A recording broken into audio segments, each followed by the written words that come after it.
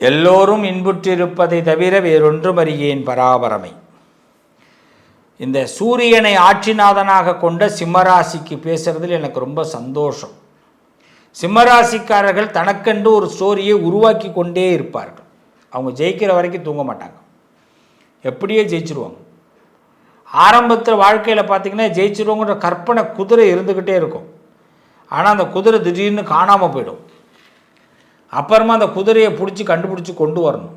என்னடா எல்லாத்தையும் கொடுத்த ஆண்டவன், ஜெயிச்சிட போகிறேன், நாளைக்கு நல்லா வந்துட போகிறேன்னு நினைக்கும் போது குதிரையை காணுவேன் அப்படிங்கிற எண்ணம் வரும். அப்புறமா குதிரையை கண்டுபிடிச்சி கொண்டு வந்துடுவோம் சிம்மராசி. அதுக்கு பிறகு அந்த குதிரையில் எப்படி சவாரி செய்கிறது, இதை தான் இப்போ பார்க்க போகிறோம். அந்த குதிரையில் நம்ம சவாரி செய்கிறத வச்சு தான் நம்ம லைஃப் சக்ஸஸ் ஆக்கிறது.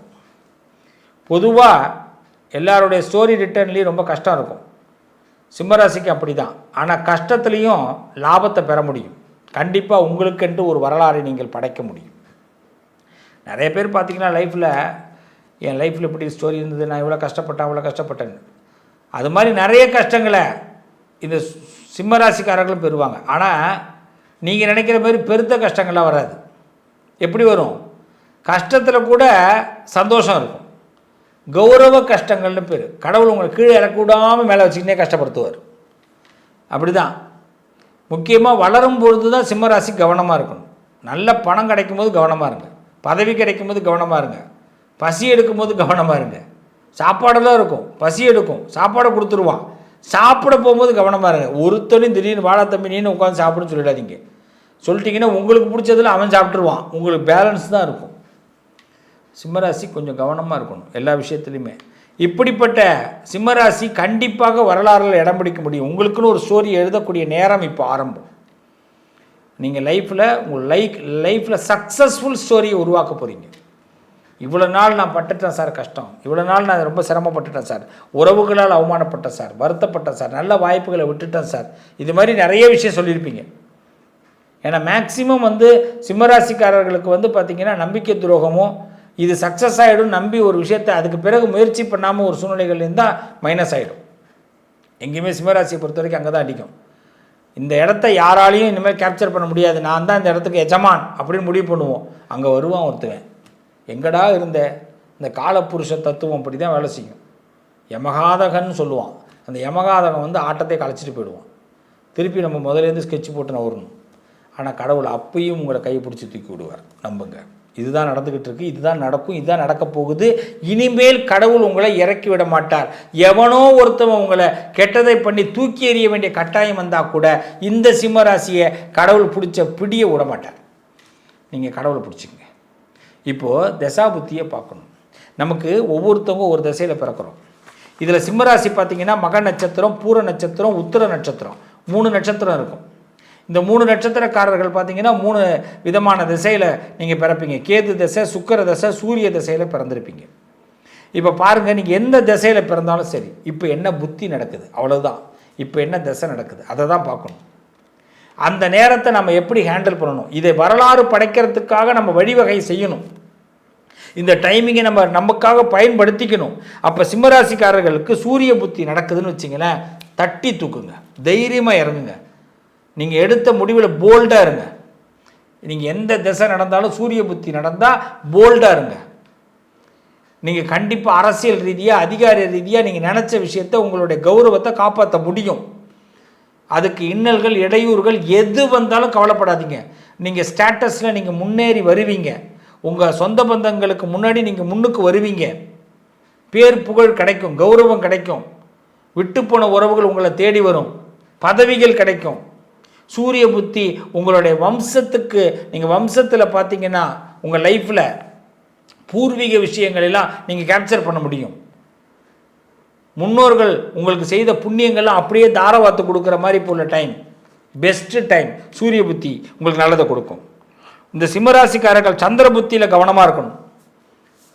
இந்த சந்திர புத்தி நடக்கும்போது உங்களை ஆசை வார்த்தை காட்டி யாராவது உங்களுக்கு கூட்டணிக்கு இழுத்தாங்கன்னா போடாதீங்க, வேண்டாம். சிம்மராசிக்காரங்க எப்பயுமே மைனஸ் ஆகிறது ஒரே ஒரு இடத்துல தான். யாராவது ரொம்ப அன்பு காட்டி நீங்கள் இந்த பக்கம் வாங்கன்னா போயிடுவீங்க. அவன் செல்லா காசாக இருப்பான்.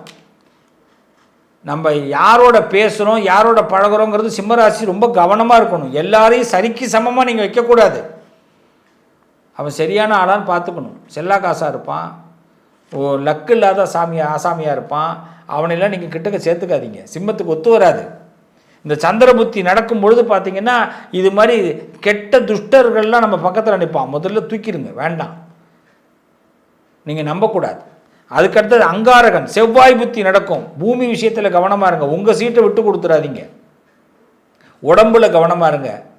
சுகர் சம்மந்தமான விஷயம், ரத்த சம்மந்தமான விஷயம், டயாலிசிஸ்ன்னு சொல்லுவாங்க, அது மாதிரி விஷயத்துலலாம் கவனமாக இருங்க. ரத்தம் சம்மந்தமான விஷயத்தில், ஆமாம், பிளட்டு சம்மந்தமான விஷயங்கள் ரொம்ப ரொம்ப கவனமாக இருக்கணும். செவ்வாய் புத்தி வரும்பொழுது பூமி விஷயங்களில் கவனமாக இருக்கணும். பங்காளி சண்டை வரும், பங்காளி மூலமாக சில பிரச்சனைகள் ஏற்படும், அதை சந்திக்கணும். அப்போ என்ன பண்ணணும்? அந்த நேரத்தில் கோபமே படக்கூடாது.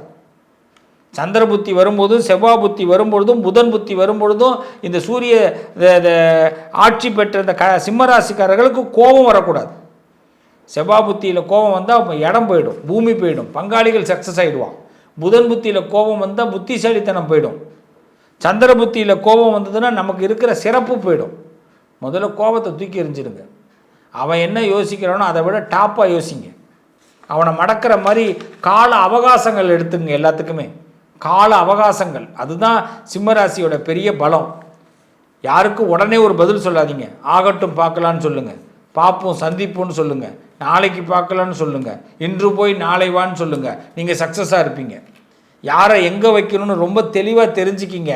சும்மா எல்லாரையும் சரிசமமாக வச்சுட்டு கஷ்டப்படாதீங்க, வருத்தப்படாதீங்க ப்ளீஸ்.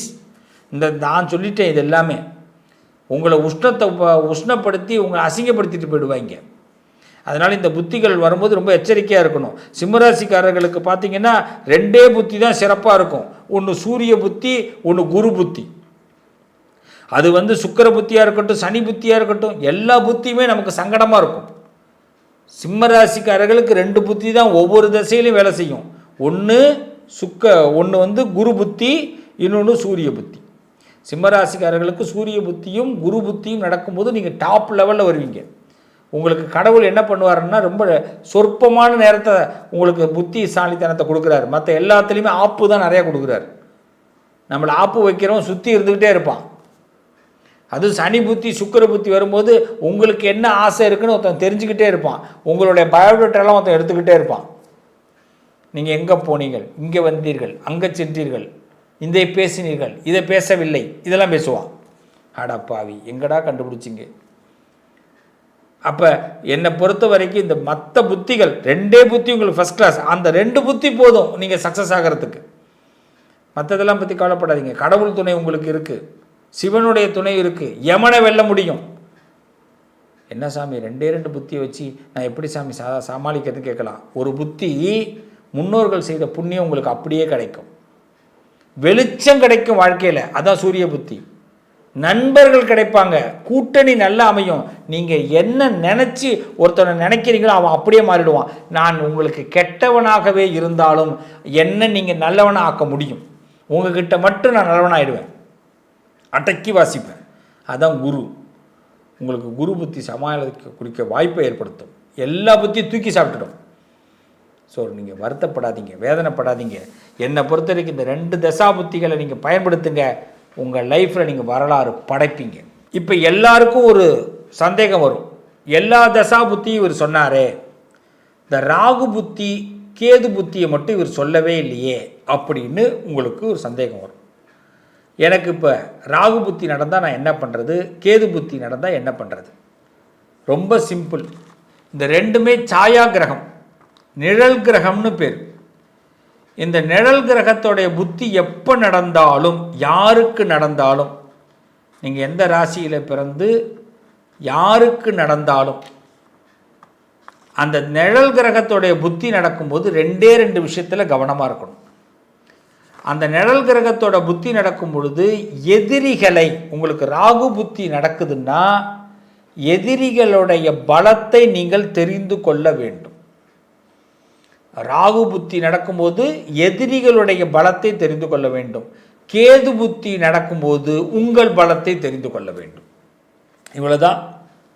ஒரு மனுஷனுக்கு ராகு புத்தி நடக்குது, உங்களை சுற்றி யாரெல்லாம் எனிமிஸ் இருக்காங்க, யாரெல்லாம் எப்படிலாம் யோசிப்பான், எதையெல்லாம் நம்ம சந்திக்கணும், இதை நாம் தெரிஞ்சுக்கணும்.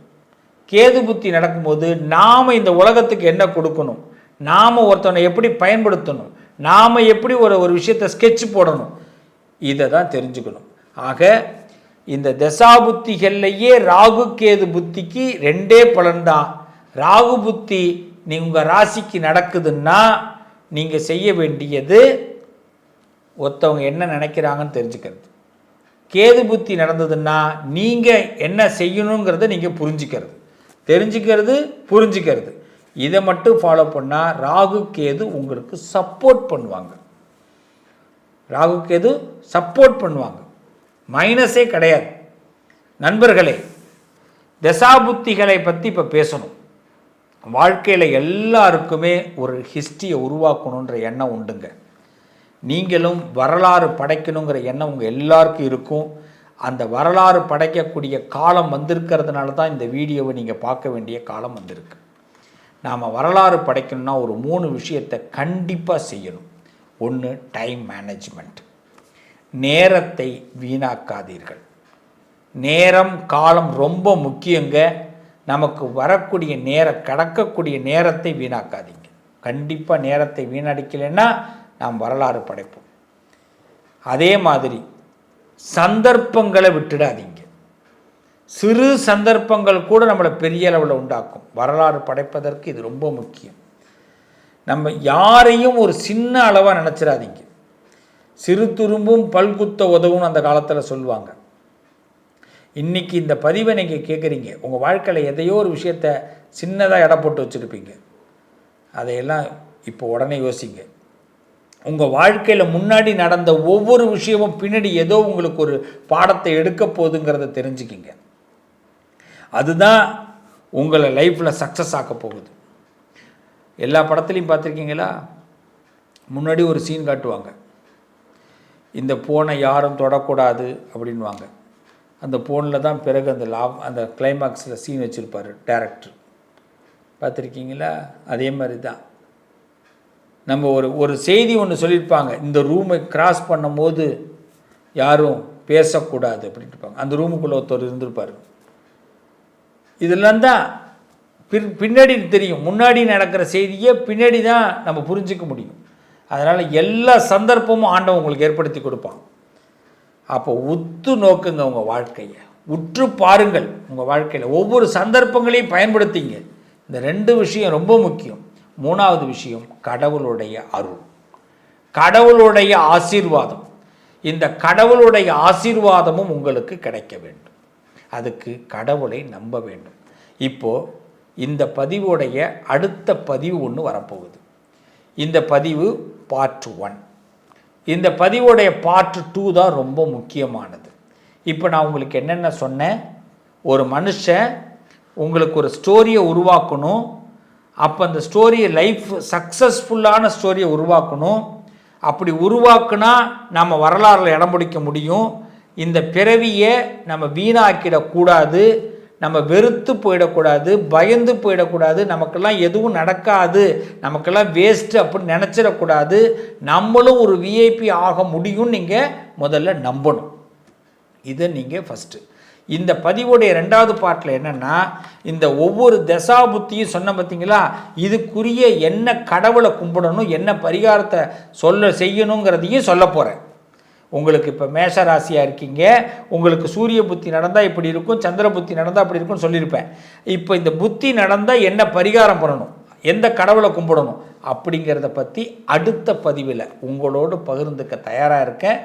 தொடர்ந்து சேனலை வாட்ச் பண்ணுங்கள்.